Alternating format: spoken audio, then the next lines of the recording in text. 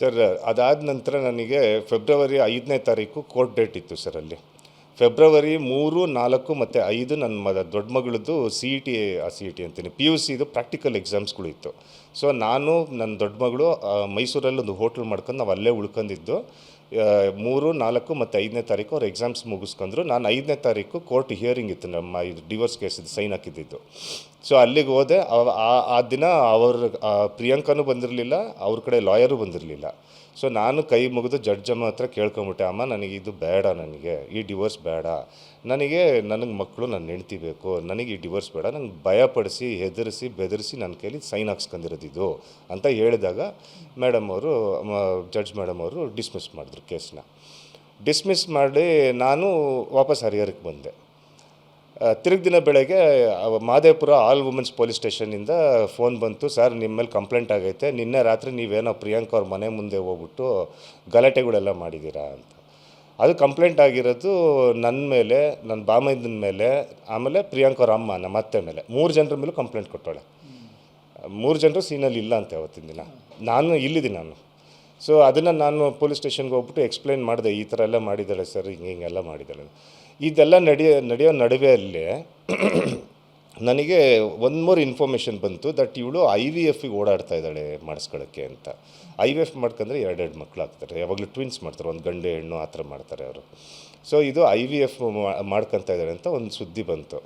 ನಾನು ಅದು ಫೆಬ್ರವರಿ 5ನೇ ತಾರೀಕಿಂತ ಮುಂಚೆನೇ ಇದೆ ಲಾಸ್ಟ್ ಕಮ್ಯುನಿಕೇಷನ್ ಅವಳ ಜೊತೆ. ನಾನು ಅವಾಗೂ ಅವಳಿಗೆ ವಾಟ್ಸಪ್ಪಲ್ಲೂ ಲಾಸ್ಟ್ ಮೆಸೇಜ್ ಕಳಿಸಿದ್ದೆ, ವೆನ್ನು ನನಗೆ ಕೊಟ್ಬಿಡು, ನಿಂಗೆ ಡಿವೋರ್ಸ್ ಬೇಕು, ಏನು ಬೇಕು ಎಲ್ಲ ತಗೊಂಡು ಹೋಗ್ಬಿಡಿ, ನನಗೆ ಪಾಪು ಕೊಟ್ಬಿಡು.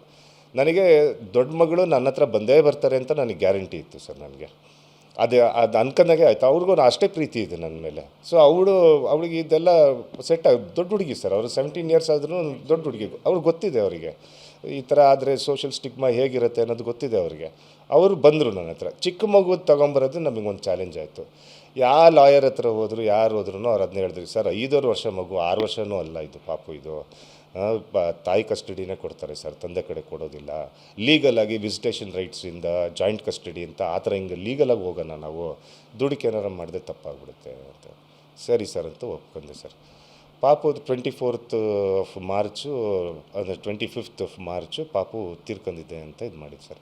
ಅದು ಕರೆಕ್ಟ್ ಒಂದು ವಾರದ ಮುಂಚೆ ಇವರಿಬ್ಬರು ಗೋವಾಗೆ ಹೋಗೋದಕ್ಕೆ ಈ ಪಾಪು ಅವ್ರದ್ದು ವಾಟೆವರ್ ಅವ್ರು ಏನು ಮಾಡ್ತಾರೋ ಅಲ್ಲಿ ಅದಕ್ಕೆ ಹಿಂಡರೆನ್ಸ್ ಆಗುತ್ತೆ ಅಂತ ಹೇಳ್ಬಿಟ್ಟು ರಾಮಮೂರ್ತಿ ನಗರಲ್ಲಿ ನಮ್ಮ ಬಾಮೈದನ ಮನೆಯಲ್ಲಿ ಬಿಟ್ಬಿಟ್ಟು ಹೋಗಿದ್ದಾರೆ ಪಾಪುನ. ಸಾಯಂಕಾಲ ನನಗೆ ಬಾಮೈದ ಫೋನ್ ಮಾಡಿ, ಬಾವ ಬನ್ನಿರಿ, ವೆನ್ನು ಬಂದಿದ್ದಾರೆ ಅಂತ ಹೇಳಿದ್ರು.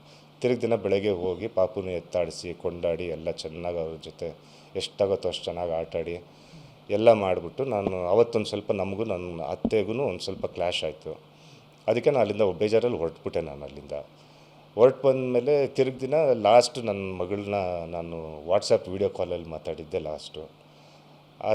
ಅದಾಗಿದ್ದ ಮೇಲೆ ಪಾಪುದು ಈ ಥರ ವೈಟ್ ಫೀಲ್ಡ್ಗೆ ವೈದೇಹಿ ಹಾಸ್ಪಿಟ್ಲಿಗೆ ಬನ್ನಿರಿ ಎಲ್ಲ ಕೆಲಸ ಬಿಟ್ಟು ಅಂತ ಹೇಳಿದ್ರು.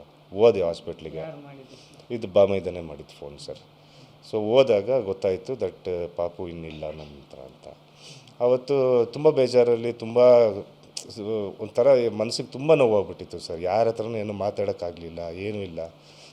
ಆವಾಗ ಒಂದು 2 ಮಾತು ಕೇಳಿ ಬಂತು ನನಗೆ. ರಾತ್ರಿ 11 ಗಂಟೆಗೆ ಪಾಪುಗೆ ಬಿರಿಯಾನಿ ತಿನ್ನಿಸಿದಾರಂತೆ ಸರ್.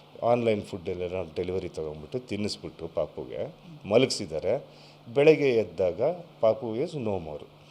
ಹಾಸ್ಪಿಟ್ಲಿಗೆ ಕರ್ಕೊಂಡು ಹೋಗಿದ್ದಾರೆ. ಆವಾಗ ಡಿಕ್ಲೇರ್ಡ್ ಬ್ರಾಡ್ ಡೆಡ್ ಅಂತ. ಪಾಪು ಮೂಗಲಿಂದ ರಕ್ತ ತೆಗಿತಾ ಇದ್ರಂತೆ ಸರ್. ಇಲ್ಲಿ ಅದೇನಕ್ಕೆ ಕಪ್ತರಿಂಗ್ ಹಾಕಿ ತೆಗಿತಾರೆ, ಅದ್ರಲ್ಲಿ ಮಾಡ್ತಾಯಿದ್ರಂತೆ. ಅದು ರಾಘು ನೋಡಿಬಿಟ್ಟು ಅವನಿಗೆ ಡೌಟ್ ಬಂದ್ಬಿಡ್ತು, ಇವ್ರು ಏನೋ ಕಿತಾಪತಿ ಮಾಡಿದ್ದಾರೆ ಇವರು ಅಂದ್ಬಿಟ್ಟು ಸೀದಾ ಹೋಗ್ಬಿಟ್ಟು ಕಾಡುಗುಡಿ ಸ್ಟೇಷನಲ್ಲಿ ಫಸ್ಟ್ FIR ರಾಘುನೇ ಅವರೇ ಮಾಡಿಸಿದ್ದು. ಅವ್ರು ಮಾಡಿಸಿದ್ಮೇಲೆ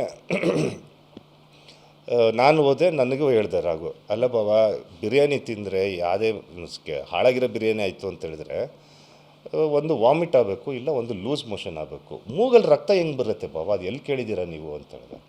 ಊರಾಗಯ್ಯ ಅದು ಆಗೋದಿಲ್ಲ ಆ ಥರ ಅಂತ. ಆವಾಗಲೇ ಅವರು ಸರಿ ಅಂತ ಹೇಳ್ಬಿಟ್ಟು, ನಾನು ಆಗಲೇ FIR ಮಾಡಿಸಿದ್ದೀನಿ ಬಾವ, ನಾವು ಸ್ಟೇಷನ್ಗೆ ಹೋಗೋಣಂತೆ ಆಮೇಲೆ ಅಂತೆಲ್ಲ ಮಾತಾಡಿದ್ವಿ. ಆಮೇಲೆ ಸಂಜೆಗೆಲ್ಲ ಪಾಪು ಕೊಟ್ಟರು, ನನ್ನ ಡೆಡ್ ಬಾಡಿ ಕೊಟ್ಟರು. ಅವತ್ತು ಸಾಯಂಕಾಲನೇ ಹೊಸಕೋಟೆಗೆ ಹೋದು ಮಣ್ಣು ಮಾಡಿ ಬಂದ್ಬಿಟ್ವಿ ಸರ್ ಮಗುವಿದೆ ಪಾಪ. ಆಮೇಲೆ ಹೋದರೆ ಹೋಯ್ತು ಬಿಡು. ಯಾರ ಮೇಲಾದರೂ ಸಿಟ್ಟು ಮಾಡ್ಕೊಂಡು ಏನು ಉಪಯೋಗ, ನನ್ನ ಮಗುವಂತೂ ವಾಪಸ್ ಬರೋದಿಲ್ಲ, ಎದಕ್ಕೆ ಗಲಾಟೆ ಮಾಡಬೇಕು ಅಂತ ಸುಮ್ಮನೆ ಇದ್ದೆ ಸರ್ ನಾನು.